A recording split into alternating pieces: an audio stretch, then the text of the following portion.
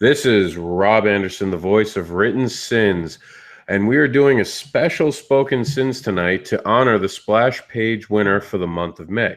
For those of you who don't know Russell goes out of his way to help indie creators all the time, either be it through an article that he submits on Facebook or actually going live on videos and actually answering the questions of up-and-coming indie creators. Now, this is something that he doesn't have to do. It doesn't really genuinely help him.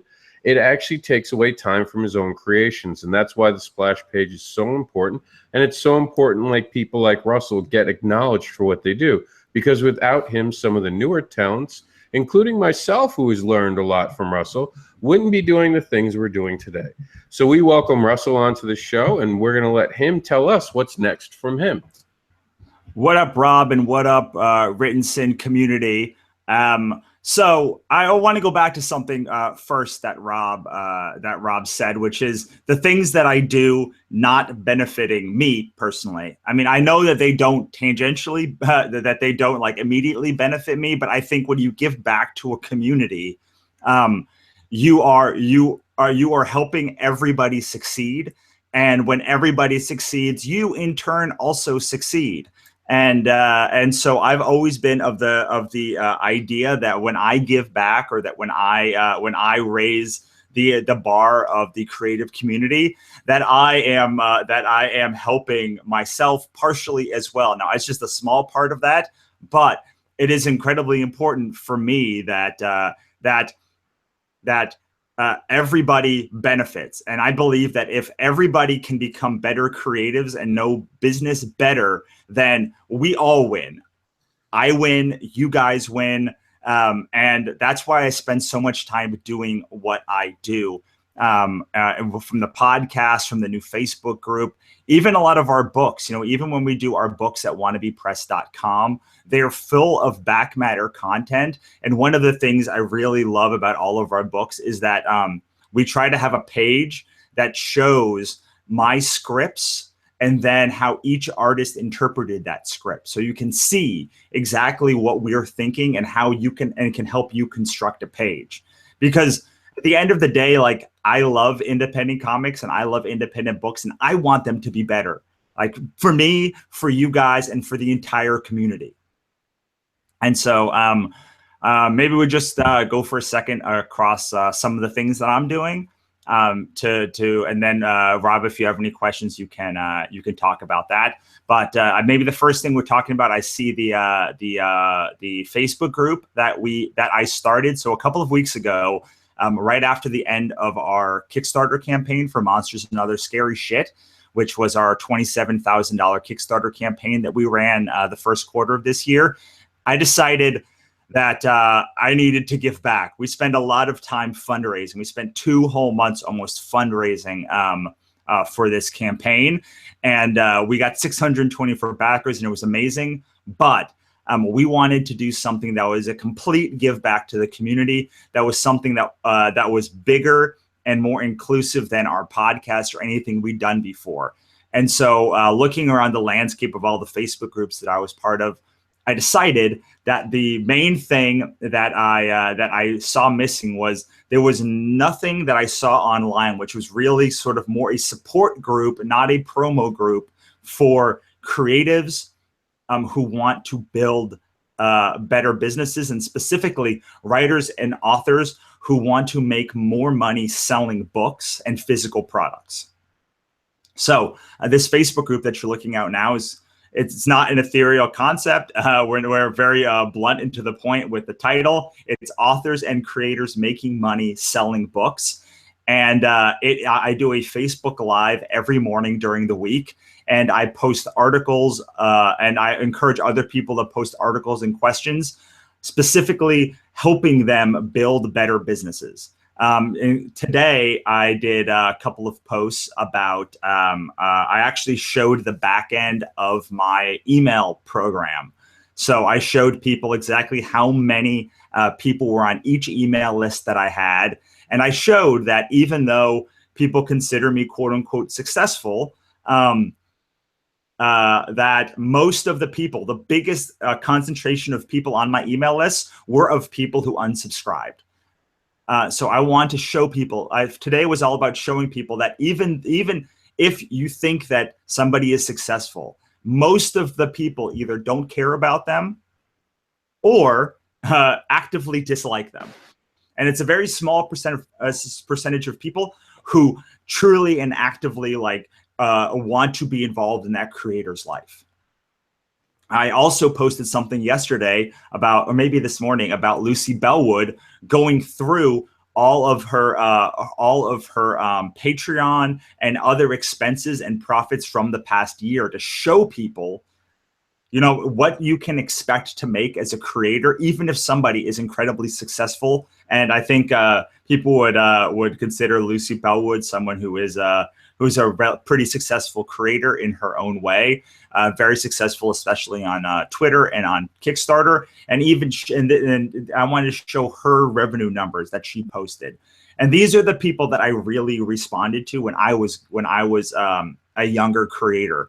So when I was learning the ropes, I latched onto people like Jim Zub, who I've actually had on my show, who showed the behind the scenes, the nuts and bolts of what it meant to be a creator. And he did this great post about the profitability of Skull Kickers and how Skull Kickers, which was his big breakout book before he started working on Marvel, how even that was unprofitable. Even when it became successful, it was unprofitable for most of its first 6 to 10 issue run. And when I saw that, it gave me so much confidence that even when I was not profitable, I was in good company because they were doing the same stuff as me. And so when I started being a creator and people started coming up to me and asking me questions, I knew that I wanted to be the kind of creator that gave back and showed what it meant to be a creator and how all of the ins and outs of being a creator, the good and the bad. Because to me, I learned more from Jim Zub and other people talking about the bad times than I did in good times. And for myself, I learned more in the bad times than in the good times myself. And if you want to join that creative community, you can just go to writingandsellingcommunity.com. It's a free group. I will approve you. We just are launching tomorrow a promo day called Finished Fridays, which is where people can post finished products, promo their like pages or other things, so we can start fostering that community even more and start having more of a two-way dialogue instead of it being me talking and other people listening. Because we really do want to make this community much like the Written Sin community. Actually took a lot of inspiration from that and Rob when he started his own Facebook group. What was it, earlier this year, late last year? Believe it or not, 3 years ago now, we started our first Facebook group. But then it was basically a New York type deal, and we didn't go bigger until about 2 years ago. Okay, so yeah, I mean, I love that you guys have this community put together, and I wanted to emulate that because most of my time before this was spent on my podcast, The Business of Art, which is about helping creatives build better businesses, and that's a very one-way conversation. It's me making a product or making an episode, and then posting it, and other people coming and listening to it. And I wanted to make a community where I could do Facebook Lives and other things so that and engage people at the moment that they had questions. But the podcast, we've done 100 and almost 70 episodes now. And that podcast is probably the thing that I am most proud of. One of the things I'm most proud of, because I do love, I obviously love all of the books, but I'm incredibly proud of the podcast and the kinds of guests that we've been able to get on. And I'm especially proud of the kind of tone that we take, because it's really about two creatives sitting down and it feeling like you're listening in on like a coffee shop conversation. So we've had Dirk Manning on, we've had Jim Zub on, Richard Starkings on, Paul Jenkins on, along with dozens upon dozens of other amazing creatives and lessons and other things to try and help creatives build better businesses. And that's really what it comes down to for me. Like there's no shortage of amazing talent with the creatives that I know. The disconnect comes when they try and put that talent into making money. And it should be that an easy translation, talent equals money, but it's really not. There are all these other kind of business fundamental things that need to happen so that you can make sure that your talent that you're compensated for your talent. And so that's really what the podcast and the Facebook group and almost all of my efforts are, honestly, whether it's going to shows. I try to do panels at every show that I go to, whether it's the Facebook group, whether it's my own personal page.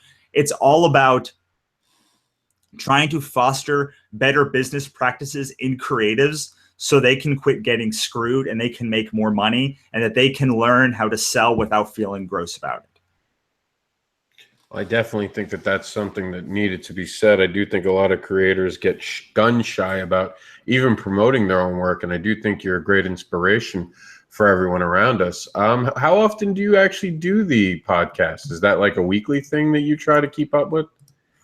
Yeah, it's weekly now. It used to be, we've been doing it about a year and a half now, and it used to be all over the map. We used to do it bi-weekly. We used to do it 3 times a week. For a month, we did an episode every day, and it just became too much. And I saw in the first year, we were doing lessons, these 10-minute lessons where I would do where I would do a sort of just like a 5 bullet point way for you to to help you grow your business. I did live shows and I did interviews. We found that when I was talking to the audience and just doing like a lesson, it was getting the lowest downloads. So we asked people why they would rather listen to the interviews. And what we found was something really interesting.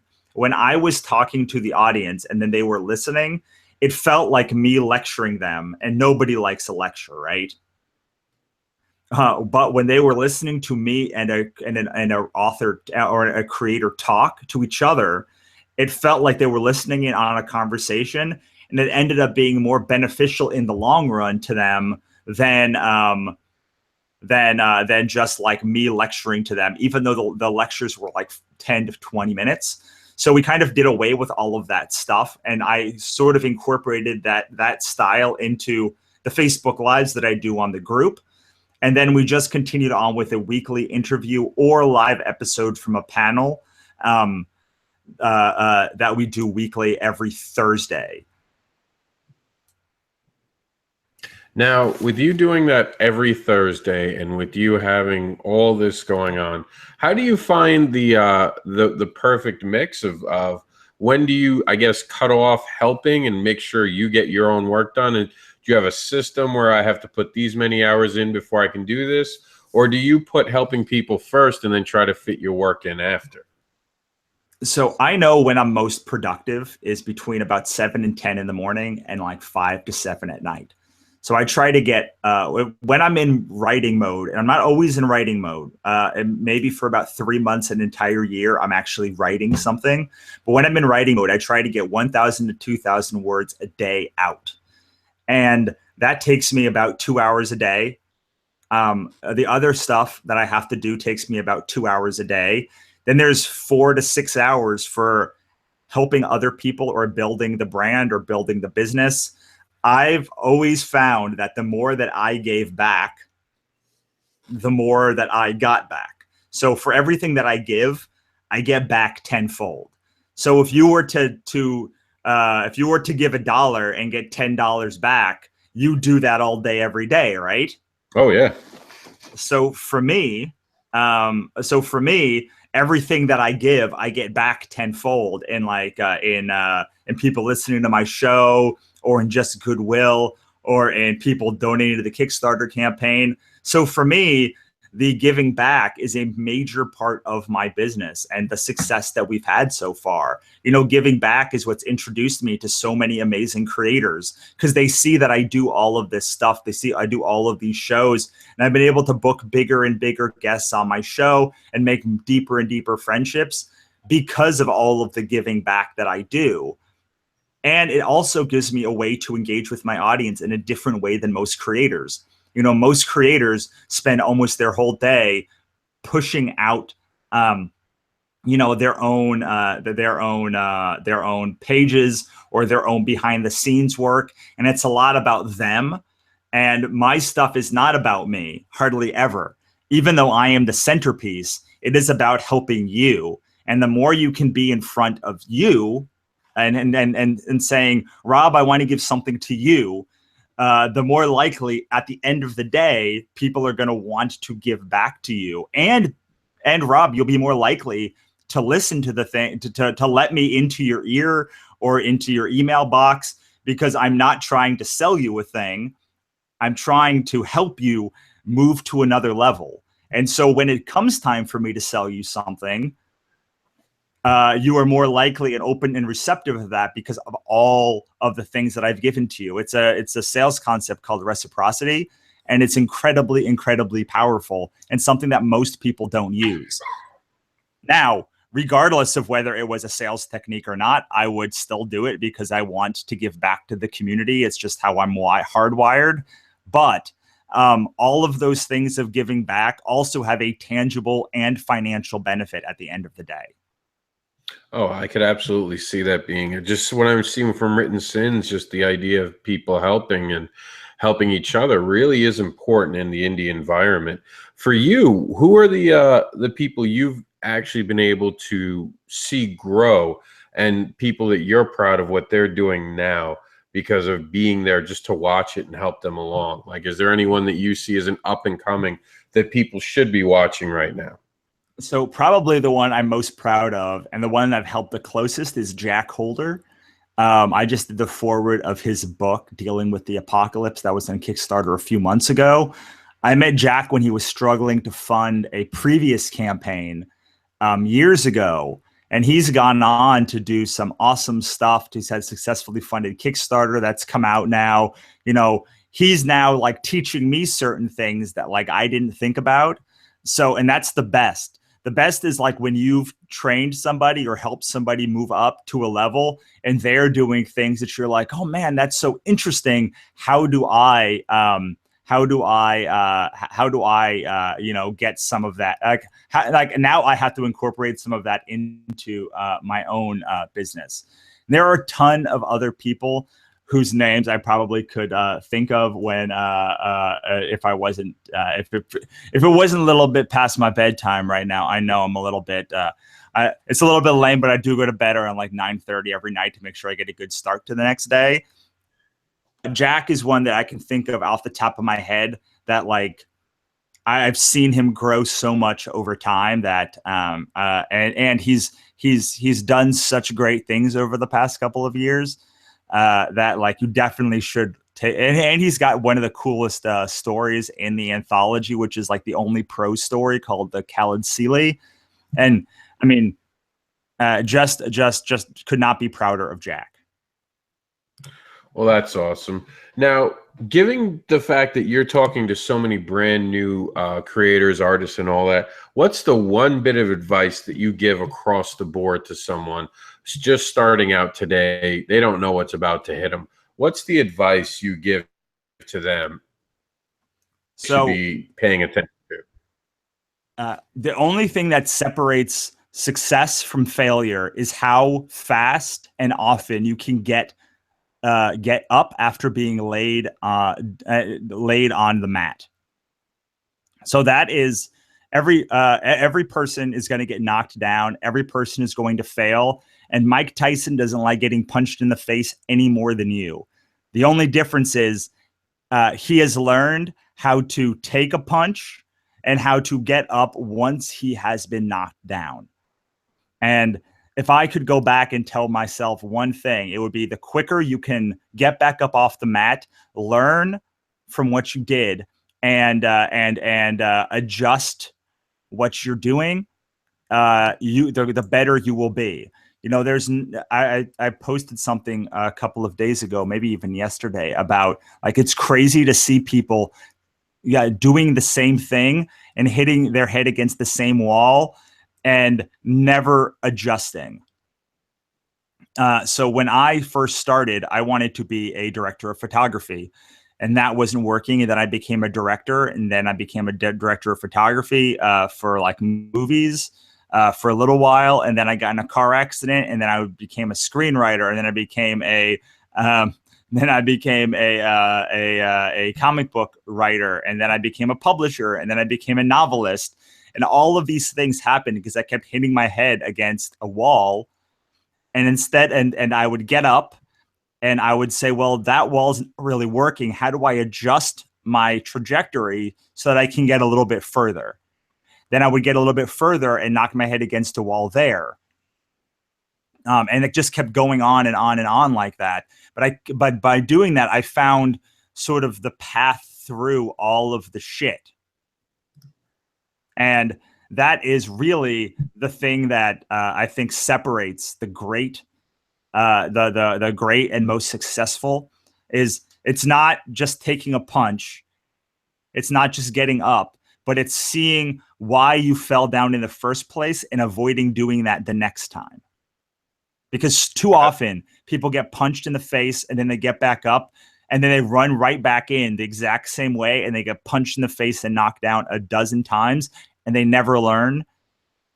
And I used to just say life's about getting punched in the face and getting back up, but it's really about learning why you got punched in the face so you don't get punched in that way again. Now, you'll get punched in a different way and knocked down a different way, but eventually you'll be knocked down 200 different ways and you'll figure out what things that you're doing won't knock you down, and you'll focus on those and get ahead. Well, that's very powerful words. And on that, I don't think we can do any better. But before we go, we're actually on the eve right now of Free Comic Book Day in Eastern time. I know you guys haven't made it to the new day yet, but it's actually Friday over on the East Coast. Let's leave by telling people where you're going to be for Free Comic Book Day. Sure. I will be, I live in LA. So on Saturday, I will be at Heidi Ho Comic Con at Heidi Ho Comics in Santa Monica. And then on Sunday, I will be at the Comic Bug in Culver City. And at both of those things, I'm doing something I haven't done in a very, very long time, which is free crappy drawings for people that sign up for our mailing list. So I used to do free crappy drawings a lot back in the day on just like sheets of computer paper. We've definitely upgraded since then, the marketing since then. So we actually have like little cards that I bought, but I think it's on the group somewhere in there. But yeah, we're going to be doing free crappy drawings for everybody that signs up for a mailing list on Free Comic Book Day. And don't forget, if you liked, if you're interested, if you're a creator yourself, then please head on over to writingandsellingcommunity.com and join our writers community. Rob is a member. And also, if you want to learn how to build a better business, then our podcast, thebusinessofart.us, has over 160 episodes. And we will be thrilled to have you come and check it out. All right. Well, we thank Russell not only for being on our show tonight, keeping him up later than he's used to. We apologize for that.